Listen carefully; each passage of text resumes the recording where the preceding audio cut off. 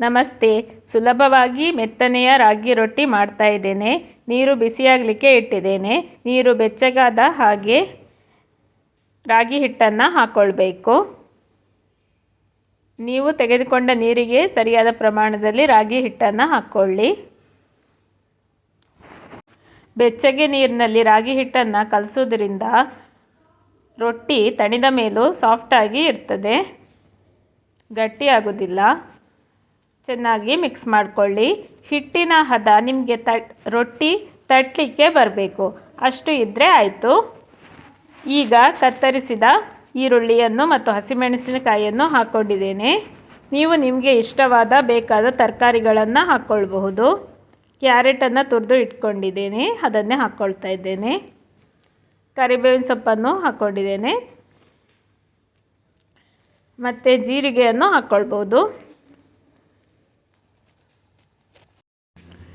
ಈಗ ರುಚಿಗೆ ತಕ್ಕಷ್ಟು ಉಪ್ಪನ್ನು ಹಾಕ್ಕೊಳ್ತಾ ಇದ್ದೇನೆ.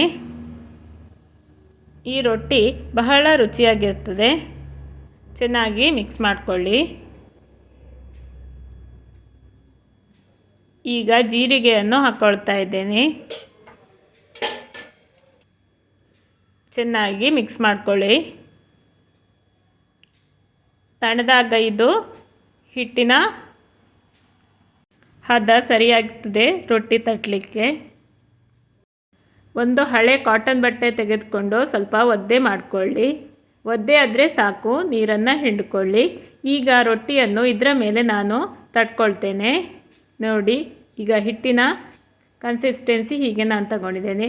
ನಿಮಗೆ ಎಷ್ಟರಲ್ಲಿ ರೊಟ್ಟಿ ತಟ್ಟಲಿಕ್ಕೆ ಆಗ್ತದೆ ಆ ಕನ್ಸಿಸ್ಟೆನ್ಸಿಯಲ್ಲಿ ತೆಗೆದುಕೊಳ್ಳಿ.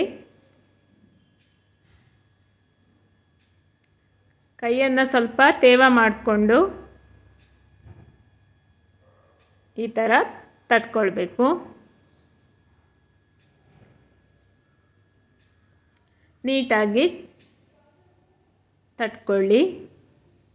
ಕೈಯನ್ನು ಸ್ವಲ್ಪ ಒದ್ದೆ ಮಾಡಿದರೆ ಚೆನ್ನಾಗಿ ತಟ್ಕೊಳ್ಳಿಕ್ಕೆ ಬರ್ತದೆ. ಬಾಳೆ ಎಲೆಯಲ್ಲೂ ನೀವು ಮಾಡ್ಕೊಳ್ಬಹುದು.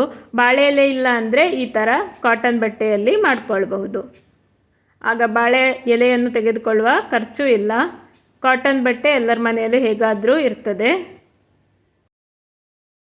ತವ ಬಿಸಿಯಾಗಲಿಕ್ಕೆ ಇಟ್ಟಿದ್ದೇನೆ. ಎಣ್ಣೆಯನ್ನು ಹೀಗೆ ಹಚ್ಕೊಳ್ತಾ ಇದ್ದೇನೆ.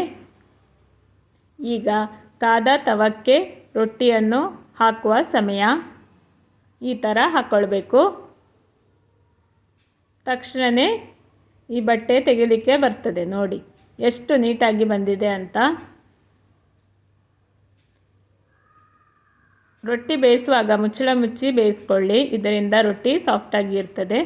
ನೀಟಾಗಿ ಬಂದಿದೆ ನೋಡಿ ಬಟ್ಟೆ ತೆಗಿಲಿಕ್ಕೆ, ಸ್ವಲ್ಪನೂ ಅಂಟ್ಕೊಂಡಿಲ್ಲ.